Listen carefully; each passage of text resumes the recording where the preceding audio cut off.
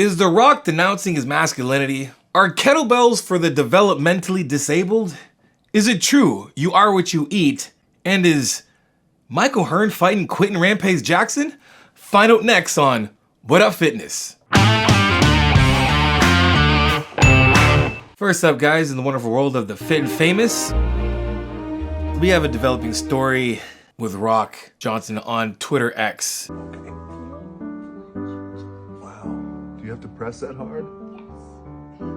It's a part of makeup. Wow. Oh, Daddy, you look Okay. so Where's the Do I tutu? look cool? It's a tutu, everybody! The Rock. Promise me that I was gonna look cool. Do I look Dwayne "The cool? Rock" Johnson has been criticized by his fans for letting his daughters put a wig on him and cover him in makeup. Many fans are saying this shouldn't be posted, and strange concerns are being raised about The Rock's masculine influence. All those millions of followers and masculine influence is being thwarted by his daughters putting makeup and putting a wig on him. What? What are you talking about? This is the dumbest thing I've heard in my life.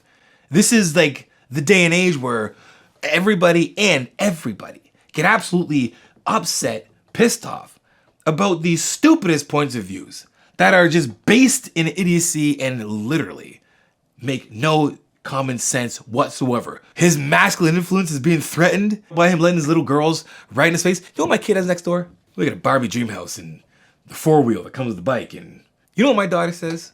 Daddy, come and play with me. I'm like, yeah, baby. What do you want to play? She says, Barbies.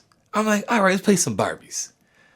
Should I be thinking about how I'm representing myself and my masculine influence to my daughter because we're playing Barbies? And she puts makeup on me too, so I guess I must be just leading a terrible example for all of the men in the world and even my daughter, because I need to show my daughter that my masculine influence needs to be beat the chest. Beat the chest. Men will be men. No feelings. What do you want me to do? Slap that out of her hand and tell her to go wash the dishes and cook? What is it? This is like Andrew Tate times 10. This is that stupid ass, hyper, dumbass red pill, inbreded with another red pill, came out with this dumbass bogus idea. There's nothing here that anybody is actually believing. There's very few people that believe it, and there's even fewer people that are actually pushing this. This is like something that is being used to create tension and engagement, and very actually few people actually believe this. That's where we're gonna leave this out right now. And that's it. Like, that's it. I have some hope for humanity, and I'm leaving it at that. Either way, Rock, you keep doing your thing, man. You keep being a great dad.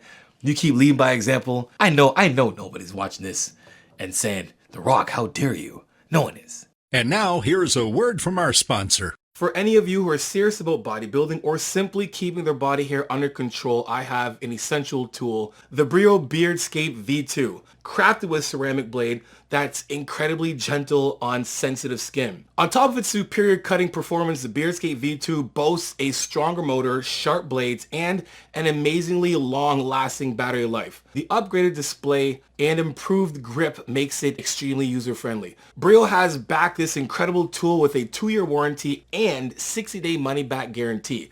With your purchase of the Beardscape V2, you get the body blade attachment for free, but it's only while supplies last, so do not wait. Guys, this isn't just any sponsorship at all, guys. I've been using the Beardscape V2 for the last 3 months. Before this, I was using my T-liner to groom my body.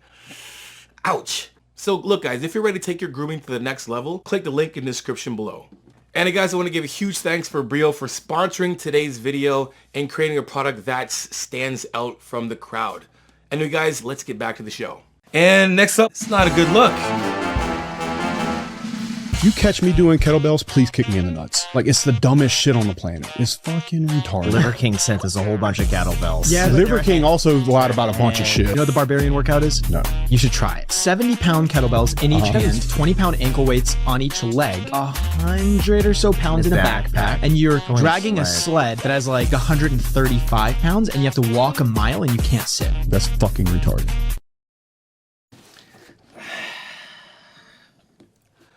What are the kid? What did someone like? What? Kettlebells are for retards. I'm not even gonna. What are you talking? Why is it all these super hyper masculine red pill dudes have some outrageous dumbass shit? Look, there's 600,000 plus people that follow, people that are engaged. I stick in my lane. I talk about what I know. I'm not gonna go out somewhere else and say something that I don't talk about certain things because I don't want to talk about those things. It's not in my lane, so you know what? You're not gonna hear me talk about it. I feel like these guys just need to shut up. Right? Stay in your lane. I don't want to hear you talk about fitness. I want to hear you tell me why. Why are kettlebells retarded? Can someone please tell me why kettlebells are for the developmentally disabled? You know what happened? This dude's here's girlfriend left him for a kettlebell instructor. That guy, cheat curls 80s. That guy right there does curls in the squat rack with short shorts. That's that guy. That's the kind of guy right there. I'm sorry. Functional training, mobility, strength is retarded? What are you talking about? Guys, kettlebells are great. Use kettlebells, mobility, functionality, strength, balance, core, everything. Kettlebells are amazing. So the question is, are you what you eat? We have Gary Brecka saying some very alarming things. Let's check it out. So McDonald's is like the perfect bomb.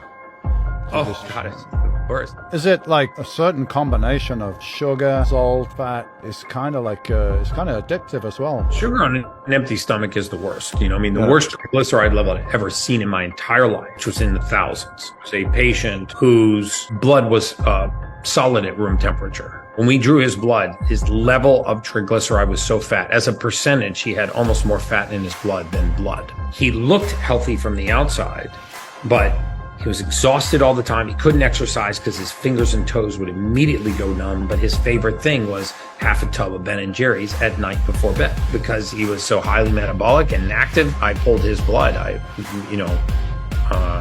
had a really serious talk with him. We had to actually put him on a ketogenic reset diet and really metabolize the fat out of his bloodstream because that was life-threatening.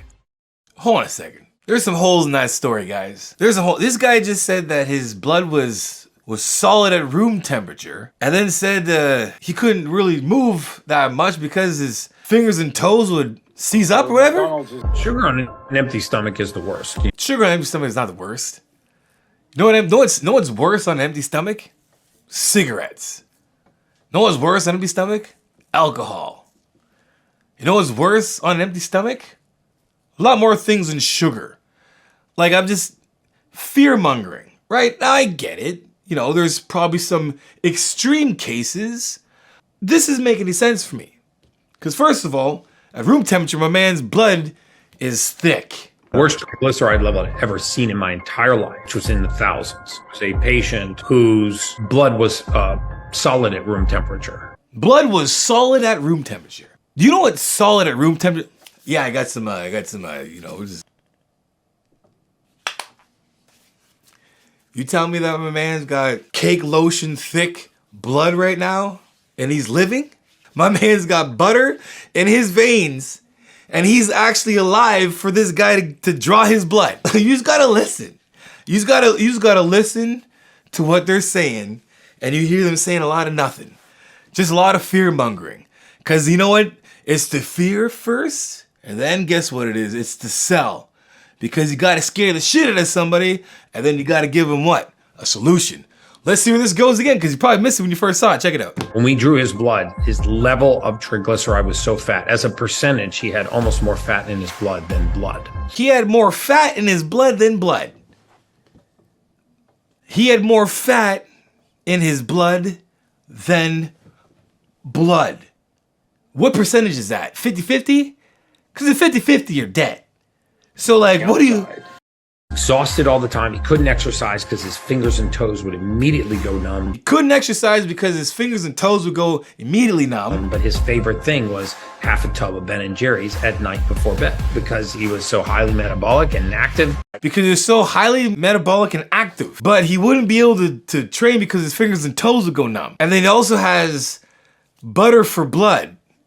But he's active a lot and he looked healthy on the outside. But get your story straight. Let's find out what the kicker is. Let's figure it out. What's the end result? I pulled his blood, I had a really serious talk with him. We had to actually put him on a ketogenic reset diet. Oh, really metabolize the fat out of his bloodstream because that was life-threatening. got him on a ketogenic diet because we had to get the fat out of his bloodstream. There's your hook. That's it. Look, man, here's the thing, all right? Let's just make sure that what you're eating, make sure it comes from good, healthy, nutrient-dense foods. That's it. Protein, carbs, and fats. It's fear-mongering here. It's outrageous. All right, the last story we got here, I don't know if you guys heard it, but I actually had like a double take on this. It's on my Facebook, and you got to check everything about 1,000 times on Facebook, make sure it's actually legit. And I looked at this in the fitness vault. In an unlikely showdown, bodybuilder Michael Hearn has agreed to fight former UFC champion Quentin Rampage Jackson. I went over to his page to check it. It's actually there as well too. Definitely got to be trolling. He's definitely trolling. But for fun, all right, bodybuilder, I'm on the site right now. Bodybuilder star Michael Hearn confirms fight with UFC legend Quentin Rampage Jackson on June 22nd. They got dates, y'all. They got date. Baby Don't Hurt Me is gonna go rumble in the jungle with Quentin Rampage Jackson. Before we jump and say like, ah man, Rampage is gonna beat the shit out of him, which he definitely will. Michael Hearn is actually like a good martial artist. He's actually like, I think it's judo and some other shit. He actually has some skills. But unfortunately, I haven't seen him throw a punch. The only thing I've seen him throw outside of bodybuilding was a couple batons and American Gladiators. And let's do an American Gladiator match. I'm gonna put every one of my eggs in that Rampage basket. Michael Hearn is living the life. He's on that fountain of youth for life, forever. He's not getting in a ring with Quentin Rampage Jackson. Not a chance in hell is he getting in a ring with him. And if he does, it's an exhibition. They're gonna play patty cake. They're gonna talk and they'll probably start working out or something. There ain't no way in hell there's no way in hell Michael Hearn is actually serious about getting in the ring or octagon or whatever you want to call it and actually trade punches with Quentin Rampage Jackson. Let me know if you guys like to see it. Do you believe it? I don't believe it. But let me know if you believe it in the comment section below. Let's talk about it. And that is it for today's episode of What Up Fitness, guys. Until next time, you know how it is. Iron sharpens iron. Progressive overload your life. In the meantime, keep dream chasing. Peace.